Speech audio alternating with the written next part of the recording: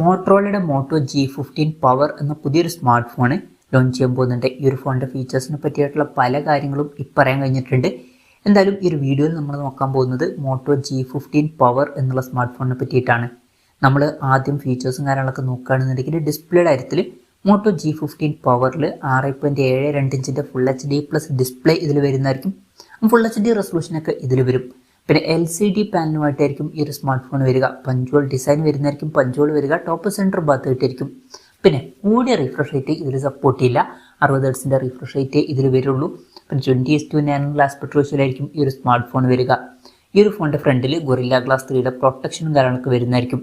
അപ്പോൾ ഡിസ്പ്ലേ ഫീച്ചേഴ്സൊക്കെ വെച്ച് നോക്കുമ്പോൾ ഈ ഒരു ഫോണിൻ്റെ വില 9,000 രൂപയ്ക്ക് താഴെയാണെന്നുണ്ടെങ്കിൽ നല്ല ഡിസ്പ്ലേ ഫീച്ചേഴ്സ് എന്നൊക്കെ പറയാവുന്നതാണ്. പിന്നെ side mounted finger print sensor ഇതിൽ വരുന്നതായിരിക്കും. ഫോണിൻ്റെ വെയിറ്റ് വരിക ഏകദേശം 203 ഗ്രാം ആയിരിക്കും. തിക്നെസ് വരിക 8.8 mm ആയിരിക്കും. പിന്നെ IP54 റേറ്റിംഗ് ഇതിൽ സപ്പോർട്ട് ചെയ്യും.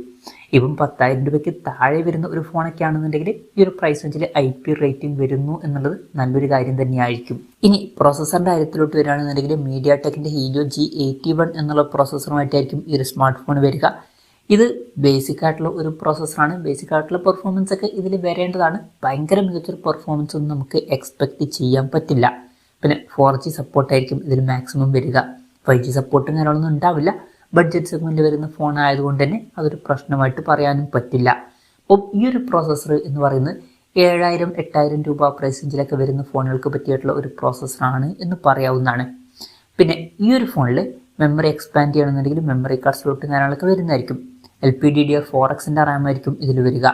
പിന്നെ ഗ്ലോബൽ മാർക്കറ്റിലൊക്കെ NFC സപ്പോർട്ടും കാര്യങ്ങളൊക്കെ വരുന്നതായിരിക്കും. പക്ഷേ ഇന്ത്യൻ മാർക്കറ്റിൽ NFC സപ്പോർട്ട് വന്നോളണം എന്നില്ല. ഇന്ത്യയിൽ NFC എന്നുള്ളത് ഭയങ്കര പോപ്പുലർ ആയിട്ടുള്ള ഒരു ഫീച്ചറൊന്നുമല്ല. പിന്നെ 3.5mm ഓഡിയോ ജാക്ക് ഈ ഫോണിൽ വരുന്നതായിരിക്കും.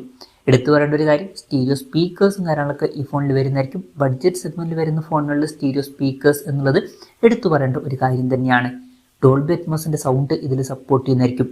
പിന്നെ Android 15 ബേസ് ആയിട്ടുള്ള MIUX സോഫ്റ്റ്വെയർ ആയിരിക്കും ഈ ഫോണിൽ വരിക. ക്യാമറയുടെ കാര്യം പറയുകയാണെന്നുണ്ടെങ്കിൽ ഫോണിൻ്റെ പിന്നിൽ ഡ്യുവൽ ക്യാമറ സെറ്റപ്പ് വരുന്നതായിരിക്കും. 50 മെഗാപിക്സലിൻ്റെ 1.8 അപ്പേഴ്സിൽ വരുന്ന മെയിൻ ക്യാമറ സെൻസർ ആയിരിക്കും ഈ ഫോണിൽ വരിക. പിന്നെ 5 മെഗാപിക്സലിൻ്റെ 2.4 അപ്പേഴ്സിൽ വരുന്ന ഒരു അൾട്രാ വൈഡ് ആംഗിൾ ലെൻസും ഇതിൽ വരുന്നതായിരിക്കും. ഫ്രണ്ടിൽ 8 മെഗാപിക്സലിൻ്റെ 2.0 അപ്പേഴ്സിൽ വരുന്ന സെൽഫി ക്യാമറയും വരുന്നതായിരിക്കും. ബഡ്ജറ്റ് സെഗ്മെൻറ്റ് വരുന്ന ഫോണാണ് എന്നുള്ള കാര്യം കൺസിഡർ ചെയ്യുമ്പോൾ അത്യാവശ്യം തിരക്കില്ലാത്ത നല്ല ക്യാമറ സ്പെസിഫിക്കേഷനും കാര്യങ്ങളൊക്കെ ഇതിൽ വന്നേക്കാം. ബാറ്ററിയുടെ കാര്യത്തിൽ 6000 mAh ബാറ്ററി വരുന്നതായിരിക്കും. വളരെ കൂടിയ ഒരു ബാറ്ററി കപ്പാസിറ്റി വരും.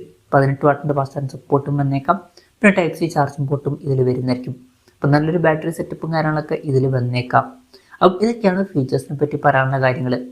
പിന്നെ ലോഞ്ച് ഡേറ്റിൻ്റെ കാര്യം പറയുകയാണെന്നുണ്ടെങ്കിൽ ഇപ്പം ഗ്ലോബൽ മാർക്കറ്റിലേക്ക് ഈ ഫോൺ അനൗൺസ് ചെയ്തിട്ടുണ്ട്. പക്ഷേ കറക്റ്റ് ലോഞ്ച് ഡേറ്റും കാര്യങ്ങളൊന്നും ഇപ്പോൾ പറഞ്ഞിട്ടില്ല. ഇപ്പോൾ കറക്റ്റ് ലോഞ്ച് ഡേറ്റും കാര്യങ്ങളൊക്കെ വരുമ്പോൾ അതിനെ പറ്റിയിട്ടുള്ള വീഡിയോസൊക്കെ നമ്മൾ ചെയ്യുന്നതായിരിക്കും. അപ്പം അതുപോലുള്ള വീഡിയോസ് കാണാൻ താല്പര്യമുണ്ടെന്നുണ്ടെങ്കിൽ ഈ ചാനൽ സബ്സ്ക്രൈബ് ചെയ്യാവുന്നതാണ്. പിന്നെ വിലയുടെ കാര്യം പറയുകയാണെന്നുണ്ടെങ്കിൽ അതിനെ പറ്റിയിട്ടുള്ള കാര്യങ്ങളൊന്നും ഇപ്പോൾ പറയാൻ കഴിഞ്ഞിട്ടില്ല. എന്നാലും നമ്മുടെ ഒരു എക്സ്പെക്റ്റേഷൻ പറയുകയാണെന്നുണ്ടെങ്കിൽ ഈ ഒരു സ്മാർട്ട് ഫോൺ ഇന്ത്യൻ മാർക്കറ്റിലൊക്കെ ലോഞ്ച് ചെയ്യുമ്പോൾ ഒരു 8,000-8,500 രൂപ പ്രൈസ് റേഞ്ചിലേക്കായിട്ട് ലോഞ്ച് ചെയ്തേക്കാം. കൺഫർമേഷൻസ് ഒന്നുമില്ല, ജസ്റ്റ് നമ്മുടെ എക്സ്പെക്റ്റേഷൻ പറഞ്ഞു എന്നേ ഉള്ളൂ. വില അതിലും കൂടുകയാണെന്നുണ്ടെങ്കിൽ അത്ര നല്ലൊരു ഫോണ് എന്ന് പറയാനും പറ്റില്ല. അപ്പം 8,000 രൂപ പ്രൈസ് റേഞ്ചിലൊക്കെ ആണെന്നുണ്ടെങ്കിൽ വലിയ തിരക്കേടില്ലാത്തൊരു ഫോണ് എന്നൊക്കെ തന്നെ പറയാം. എന്തായാലും മോട്ടറോളയുടെ മോട്ടോ G15 പവർ എന്ന പുതിയൊരു സ്മാർട്ട് ഫോൺ ലോഞ്ച് ചെയ്യാൻ പോകുന്നുണ്ട്. ഈ ഒരു ഫോണിനെ പറ്റിയിട്ടുള്ള നിങ്ങളുടെ അഭിപ്രായം ജസ്റ്റ് ഒന്ന് കമൻറ്റ് ചെയ്യുക.